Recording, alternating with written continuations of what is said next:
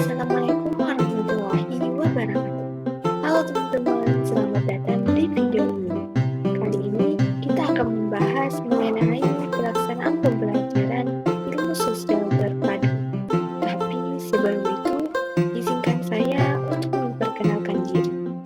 Perkenalkan, nama saya Alzamila dengan NIM H0,25309 dari kelas PGSD.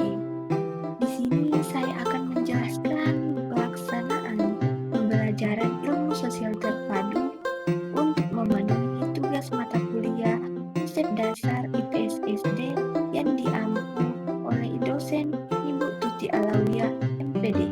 Yang pertama, kita akan belajar pengertian IPS terpadu.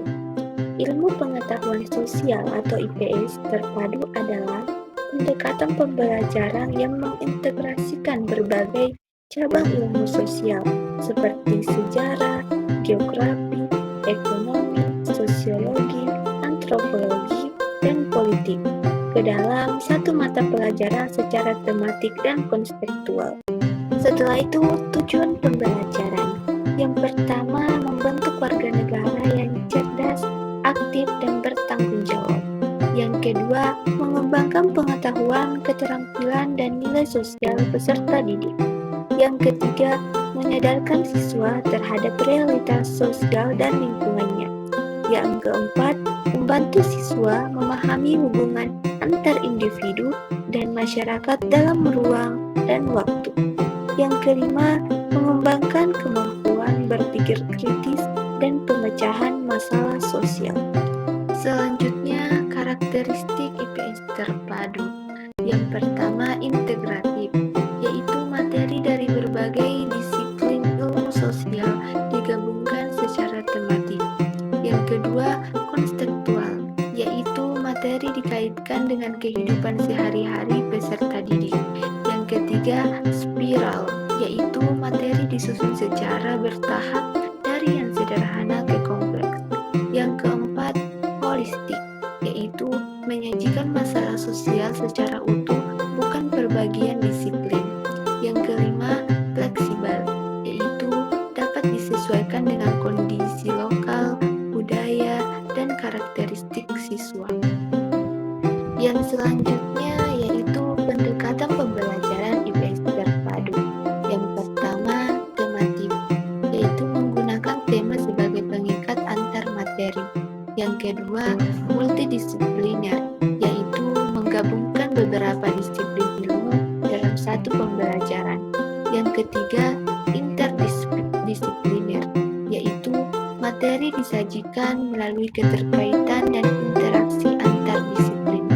Yang keempat, transdisipliner, yaitu mengaitkan antara ilmu sosial dengan pengalaman hidup nyata siswa. Selanjutnya yaitu strategi pembelajaran. Yang pertama, diskusi kelompok adalah strategi pembelajaran yang melatih siswa bekerja sama dalam kelompok untuk menganalisis dan memecahkan masalah yang bertujuan untuk meningkatkan kemampuan berpikir kritis, berinteraksi, dan membangun karakter seperti toleransi dan demokratis melalui diskusi yang terstruktur dengan tujuan jelas dan melibatkan partisipasi aktif seluruh siswa. Yang kedua, studi kasus adalah teknik di mana siswa menganalisis fenomena sosial secara mendalam menggunakan kasus nyata yang melibatkan berbagai disiplin ilmu sosial seperti geografi, sejarah, ekonomi, dan sosiologi. Yang ketiga yaitu kunjungan lapangan atau field trip adalah membawa siswa ke lingkungan luar kelas untuk mengamati dan berinteraksi langsung dengan objek studi sehingga dapat memperdalam pemahaman teori ke praktik secara pengalaman nyata.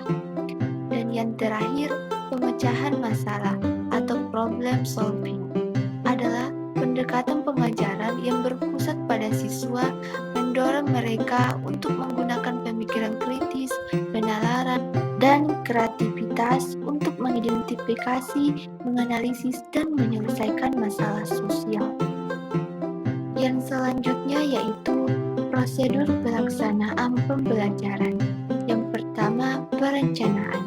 Dengan menyusun silabus dan RPP atau rencana pelaksanaan pembelajaran berbasis kurikulum.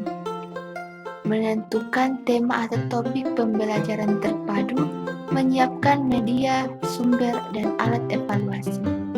Yang kedua, pelaksanaan. Dengan melaksanakan pembelajaran interaktif, kolaboratif, dan konseptual. Mengaitkan materi dengan kehidupan nyata dan pengalaman siswa. Menggunakan berbagai metode aktif. Yang ketiga, evaluasi. Dengan penilaian pengetahuan seperti tes, tertulis, kuis, dan tanya jawab. Penilaian keterampilan seperti proyek dan peta konsep. Penilaian sikap seperti observasi dan jurnal siswa. Dan yang selanjutnya, media dan sumber belajar. Dengan menggunakan buku ajar IPS terpadu, menggunakan peta, atlas, dan globe, menggunakan artikel berita dan media digital, menggunakan dokumen sejarah, foto, video, dokumenter, dan lingkungan sekitar sebagai sumber belajar sosial. Selanjutnya, penilaian pembelajaran. Yang pertama, penilaian kognitif, yaitu mengukur pemahaman konsep. Yang kedua, penilaian afektif, yaitu mengukur sikap sosial, tanggung jawab, dan toleransi. Yang ketiga, penilaian psikomotorik, yaitu mengukur keterampilan seperti menyusun laporan, memecahkan masalah sosial, dan lain-lain. Dan pembahasan yang terakhir yaitu tantangan dan solusi dalam pelaksanaan IPS terpadu. Masalah yang biasa terjadi yaitu guru belum memahami konsep terpadu dan keterbatasan sumber belajar terpadu atau evaluasi masih berorientasi pada hafalan. Dan solusi untuk mengatasi masalah tersebut yaitu pelatihan integrasi kurikulum, pengembangan media digital dan bahan ajar tematik, menggunakan pendekatan tematik dan interdisipliner yang fleksibel, dan menggunakan asesmen yang nyata dan penilaian berbasis proyek.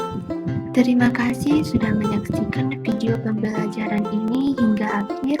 Semoga materi yang saya sampaikan bisa bermanfaat dan mudah untuk dipahami. Sekian yang bisa saya sampaikan. Assalamualaikum warahmatullahi wabarakatuh.